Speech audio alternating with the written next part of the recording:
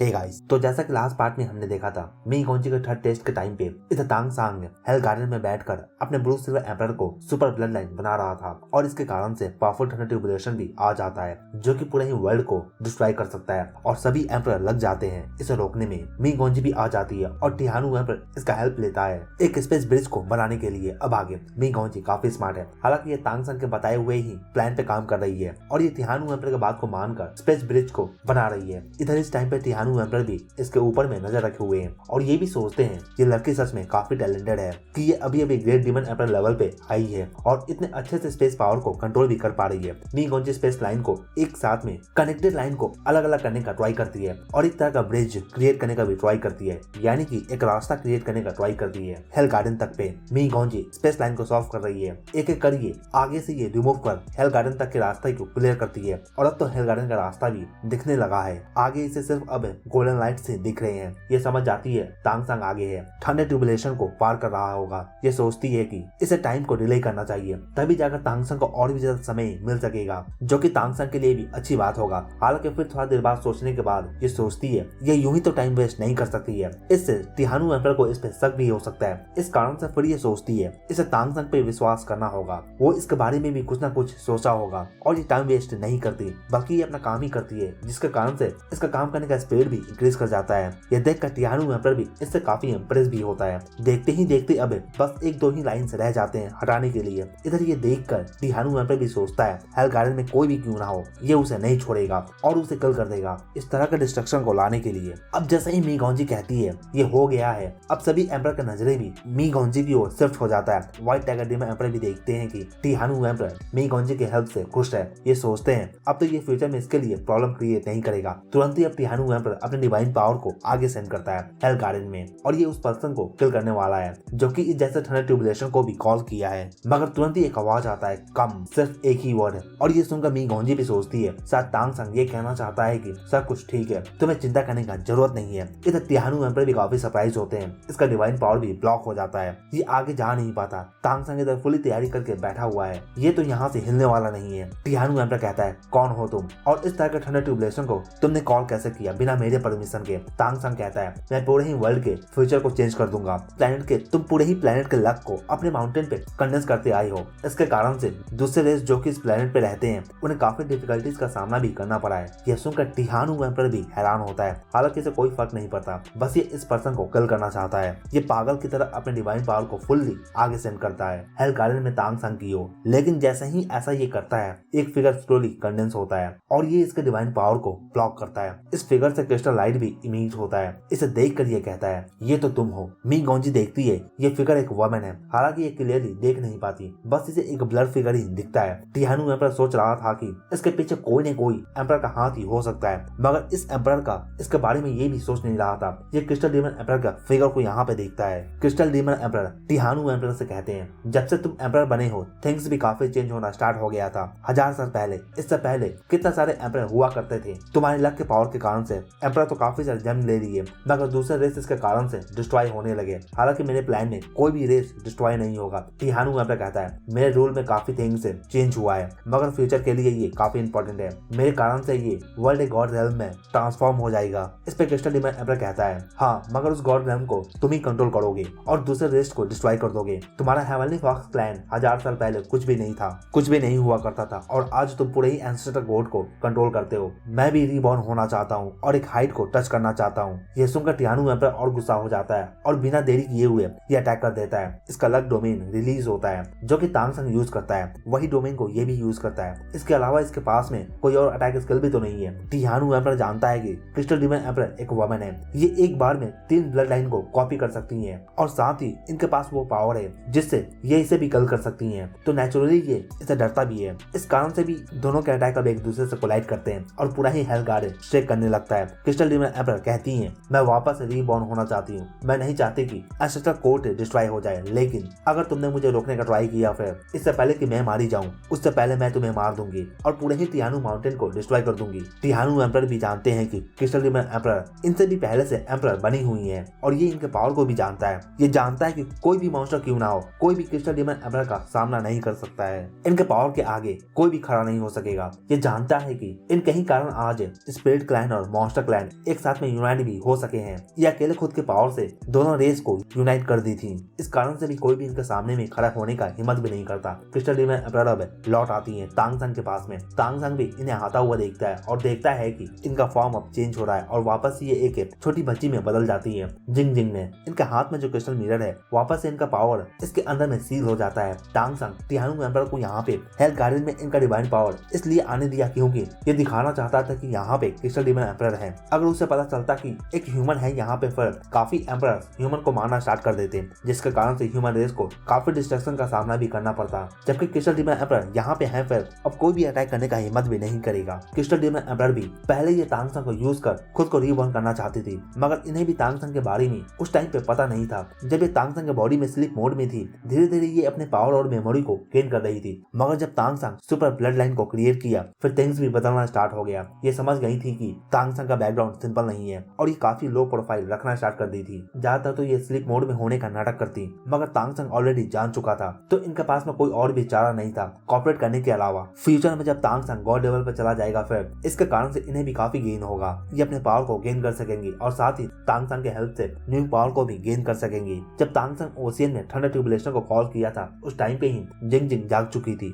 और ये समझ गई थी कि इस तरह का थंडर ट्यूबुलेशन कोई भी इस वर्ल्ड में पार नहीं कर सकेगा। और उस टाइम पे ही ये तांग संग के हर एक बात को सुनने लगी थी और तांग संग के हर हरकत पे नजर भी रखने लगी थी। लेकिन इस दौरान तांग संग को भी जिंग जिंग का रियल सच के बारे में भी पता चल गया था। इस टाइम पे जिंग जिंग आकर तांग संग के सामने में बैठ जाती है। इधर तांग संग के बॉडी में इसका भी स्कल अब बैलेंस हो चुका है, पर ये भी अब खड़ा होता है। इसके फॉरहेड से गोल्डन ट्राइडेंट का पावर भी रिलीज होता है। तुरंत ही अब गोल्डन लाइट ऊपर स्काई में शूट होता है। जैसे ही ऐसा होता है, टियानु एम्परर भी फील करता है इस वाइब्रेशन को और ये भी जान जाता है कि अगर हेल गार्डन डिस्ट्रॉय हो गया, फिर पुरानी टियानु माउंटेन और इसका क्लैन डिस्ट्रॉय हो जाएगा, क्योंकि हेल गार्डन के सेंटर में लोटस फ्लावर है और यही फ्लावर लाकर एनर्जी को प्रोड्यूस भी करता है, जिसे ये अब तक गैदर करता आया है और कंडेंस करता आया है अपने टियानु माउंटेन पे। इधर दूसरे एम्परर ऊपर स्काई में देखते हैं, अब पर्पल थंडर की जगह पे गोल्डन थंडर आ चुका है। टियान यांग एम्परर चिल्लाता है, हमें दूसरे प्लान पे काम करना होगा। ये जानता है कि अभी भी टियानु एम्परर प्रॉब्लम को सॉल्व नहीं किया है। देखते ही देखते काफी सारे एम्परर एक साथ में आ जाते हैं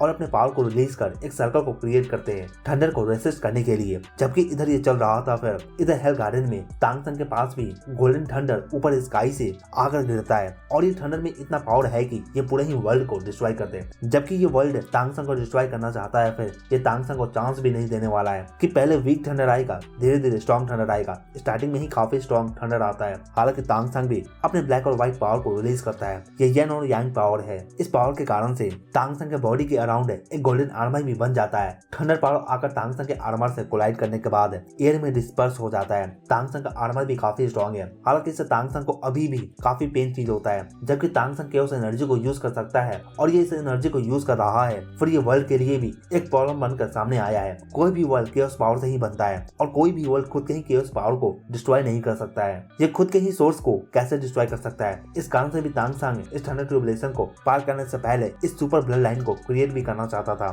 इस गोल्डन थंडर बोल्ट से तांग संग फील करता है कि जैसे ये रीबॉर्न हो चुका है। जिंग जिंग भी इस टाइम पे तांग संग को देख रही है और इसे तांग संग का प्रॉमिस याद आता है, जो कि इसने इससे किया भी था। जब ये हेल्प मांगने गया था क्रिस्टल माउंटेन पे, तांग संग ने कहा था, मैं जानता हूँ कि जब मैं एक गॉड लेवल पे चला जाऊंगा, फिर आप कोई ना कोई रास्ता जरूर निकाल लोगे मेरे पावर को चोरी करने का और इसमें आप सक्सेसफुल भी हो जाओगी, मगर फिर भी अब अंत में हार ही जाओगी। अब ज्यादा से ज्यादा अपने पावर को गेन कर सकोगी, क्रिस्टल डीमन एम्परर का पावर को गेन कर सकोगी, लेकिन उस पावर के आगे आप कभी भी इस वर्ल्ड में नहीं जा सकोगी, क्योंकि ये वर्ल्ड आपको कभी भी आगे जाने ही नहीं देगा। लेकिन जब मैं गॉड लेवल पर चला जाऊंगा, फिर मैं अपने रियल पावर को गेन कर सकूंगा। फिर जब टाइम आएगा, फिर उस टाइम पे मैं इस वर्ल्ड को छोड़कर अपने गॉड लेवल में चला जाऊंगा। उस टाइम पे मैं आपको अपने साथ में लेकर चलूंगा और आप हायर लेवल पे भी जा सकती हो और वहाँ पे इमॉर्टल लाइफ भी जी सकोगी। इनके पास भी कोई चारा नहीं होता कॉपरेट करने के अलावा। जब इधर ही चल रहा था, फिर हेल गार्डन के आउटसाइड में दूसरे सभी एम्परर डर जाते हैं। इस जैसे थंडर ट्यूबुलेशन का पावर को फील करके सभी एम्परर एक साथ में मिलकर काम करते हैं इस थंडर बोल्ट को रोकने के लिए। इधर तांग संग पे एक के बाद एक थंडर बोल्ट पड़ना स्टार्ट हो चुका है। तांग संग टाइम स्पेस बिकुन का भी यूज करता है इन थंडर बोल्ट के पावर को कम करने के लिए और साथ ही रिफाइन करने का भी, जिससे ये थंडर बोल्ट तांग संग के बॉडी में आकर फ्यूज होता है और इसका बॉडी भी इस टाइम पे काफी गोल्डन लाइट से शाइन करता है। इस तरह से तांग संग गोल्डन थंडर से बैप्टिज्म भी ले रहा है। इधर नी गोंजी और टियानु एम्परर दोनों का माइंड इस टाइम पे हेल गार्डन से कनेक्टेड है और ये फील कर सकते हैं कि हेल गार्डन के अंदर में क्या चल रहा है। और ये देखते हैं कि तांग संग के पास सभी थिंग्स अब स्लो डाउन हो चुका है, लेकिन बाकी जगह पे सभी थिंग्स अभी भी नॉर्मल है। ये नहीं जानते कि ये टाइम बेगुन का इफेक्ट है। तिहानु एम्परर फील करता है कि इस टाइम पे क्रिस्टल डिमन एम्परर वो नहीं है जो कि थंडर ट्यूबुलेशन को पार भी कर रहा है, बल्कि कोई और ही पर्सन थंडर ट्यूबुलेशन को पार कर रहा है, क्योंकि ये क्रिस्टल डिमन पे काफी साल से रिसर्च भी किया है, तो इनके बारे में इसे काफी थिंग्स भी पता है। अभी इसे जो ऑरा फील होता है ये क्रिस्टल डिमन एम्परर का ऑरा तो बिल्कुल भी नहीं है। जो पर्सन अभी थंडर ट्यूबुलेशन को पास भी कर रहा है ये कहता है ये किसी और का ऑरा है, मगर किसका, और ये इस बारे में सोच रहा है। फिर ये सोचता है तो क्या क्रिस्टल डिमन एम्परर का कोई सक्सेसर भी हो सकता है जो कि इस टाइम पे ये काम कर रहा है और इसके हेल्प से ये रीबॉर्न होना चाहती हैं। ये सोचता है कि इनके जैसा एम्परर जो कि इतने सालों से जिंदा है ये पक्का ही कोई ना कोई मेथड का यूज करेंगी। ऐसा कुछ सोचते हुए फिर इसे याद आता है और ये सोचता है शायद इन्होंने अपने सक्सेसर का हेल्प किया है सुपर ब्लड लाइन को क्रिएट करने के लिए। जब इनका सक्सेसर गॉड लेवल पे चला जाएगा फिर ये इसके बॉडी पे कंट्रोल गेन कर लेगी। ये जानता है कि अगर ये अभी कुछ करता है फिर काफी कुछ गड़बड़ भी हो सकता है। फिर थंडर ट्यूबुलेशन पूरे ही हेल गार्डन को डिस्ट्रॉय भी कर देगा, जो कि ये नहीं चाहता है। फिर ये बस खड़ा होकर देख ही रहा है। काफी थिंग्स इसके दिमाग में अभी भी चल रहा है। इधर जिंगजिंग देखती है कि तांगसंग अब तक काफी सारे गोल्डन थंडर बोल्ट को झेल चुका है और इसके कारण इसका बॉडी भी अब ट्रांसफॉर्मेशन से गुजर रहा है और तांगसंग का बॉडी ऐसा लगता है कि एक ह्यूमन से फाइनली अब गॉड बॉडी में चेंज होता जा रहा है। मगर अभी भी ये थंडर ट्यूबुलेशन खत्म नहीं हुआ है। तुरंत ही ऊपर से गोल्डन थंडर तांगसंग के बॉडी की ओर आकर आगे बढ़ता है। ये देखकर तांगसंग का स्पेस पावर रिलीज होता है और काफी सारे स्पेस डोर ओपन होना स्टार्ट होते हैं, जबकि तांगसंग के पास में अभी टाइम स्पेस भिक्यून है और ये इसे कंट्रोल कर सकता है। फिर इसके पावर से तांगसंग का स्पेस पावर काफी ज्यादा इंक्रीज कर चुका है। इतने सारे एक बार में स्पेस डोर ओपन होते हैं और क्लोज होते हैं, जिसके कारण से ये थंडर बोल्ट काफी सारे स्मॉल पार्ट्स में डिवाइड हो जाता है इन स्पेस डोर में जाने के बाद। और ये स्मॉल थंडर वापस से निकलकर तांगसंग के बॉडी में इंटर करता है, जिसके कारण से तांगसंग भी इसके पावर को हैंडल भी कर पा रहा है। इस तरह के मेथड को देखकर जिंगजिंग भी कहती है ये बंदा तो काफी जीनियस है, इस जैसा इतना पावरफुल थंडर ट्यूबुलेशन को भी ये आसानी से पार कर रहा है। हालांकि इस टाइम पे तांगसंग को फिर भी काफी पेन होता है। वो कहते हैं ना नो पेन नो गेन, और इतना ज्यादा थंडर से हिट होने के बाद तांगसंग भी काफी ज्यादा इंजर हो चुका है और अब तो तांगसंग के बॉडी पे इंजरी का काफी निशान भी आ चुका है। अब तांगसंग के फॉरहेड पे इसका गोल्डन ट्राइडेंट का मार्क भी पहले से ज्यादा साइन करता है। तांगसंग जानता है कि थंडर ट्यूबुलेशन का सबसे खतरनाक बात यह है कि जब तक इसका मकसद पूरा नहीं हो जाता ये जाएगा भी नहीं, और इस बार इसका मकसद तो तांगसंग को किल करने का ही है। वापस से गोल्डन थंडर आता है, पहले से और भी ज्यादा स्ट्रॉन्ग और फास्ट स्पीड में ये वापस से तांगसंग की ओर में आगे बढ़ रहा है। तांगसंग का बॉडी इस दौरान चेंज होना स्टार्ट हो चुका है। इसका बॉडी रीअरेंज होता है येन और यांग पावर के साथ में। ब्लू सिल्वर एम्पर के कारण से तांगसंग को एक न्यू तरह का पावर भी मिला है। जब भी एक थंडर बोल्ट आकर गिरता है ये तांगसंग के बॉडी को ट्रांसफॉर्म होने में हेल्प करता है। जो थंडर ट्यूबुलेशन पूरे ही वर्ल्ड को डिस्ट्रॉय कर सकता है, तांगसंग इसका ही हेल्प लेकर खुद के बॉडी को ट्रांसफॉर्म कर रहा है। फिफ्थ राउंड स्टार्ट होता है थंडर बोल्ट का इसके आते ही, और जब ये हिट करता है फिर तांगसंग का बॉडी ऐसा लगता है कि ये डिस्ट्रॉय ही हो गया। हालांकि इसका ब्लड लाइन इसे सेव करता है और इससे काफी लाइट भी शाइन करता है। यहाँ पे आने से पहले तांगसंग माउंटेन पे क्लाइंब कर रहा था और ये इमॉर्टल डिमन एम्परर के माउंटेन पे भी गया था, जो कि फिनिक्स लाइन से है, और इनके ब्लड लाइन को भी ये अपने बॉडी में डाल चुका है। तांगसंग के बॉडी में 9th ब्लड लाइन फिनिक्स का ही ब्लड लाइन है। फिनिक्स का मोस्ट पावरफुल स्किल निर्वाणा है। इसके कारण से उनका अटैक तो इंक्रीज करता है और साथ ही इनका बॉडी भी हील होता है, जिसका कारण से अभी तांगसंग का बॉडी भी हील हो रहा है। तांगसंग को पहले से ही पता था कि ये इस तरह के थंडर ट्यूबुलेशन को कभी भी पार नहीं कर सकता है। इसके लिए इसे काफी थिंग्स प्रिपेयर भी करना था, जो कि इसने किया भी है। काफी थिंग्स प्रिपेयर करके ये आया है यहाँ पे, मगर फिर भी इतना प्रिपरेशन करने के बाद भी अब ये थंडर ट्यूबुलेशन डिफिकल्ट होता जा रहा है। फिफ्थ थंडर ट्यूबुलेशन भी पास हो चुका है, अब सिक्स्थ का बारी है। अगर इसके पास में निर्वाणा स्किल नहीं होता फिर ये अपने बॉडी को फास्ट हील भी नहीं कर पाता इस टाइम पे, और ये अब तक मारा भी जाता। और इसी के साथ ये पार्ट यहीं पे खत्म होता है। तो दोस्तों इसके आगे का पार्ट हम नेक्स्ट वीडियो में देखेंगे। इस वीडियो के लिए इतना ही। वीडियो अच्छा लगा हो तो वीडियो को लाइक जरूर करें, और अगर आप चैनल पर नए हैं तो चैनल को जरूर सब्सक्राइब करें। ऐसे और भी एनीमे एक्सप्लेन के लिए थैंक यू।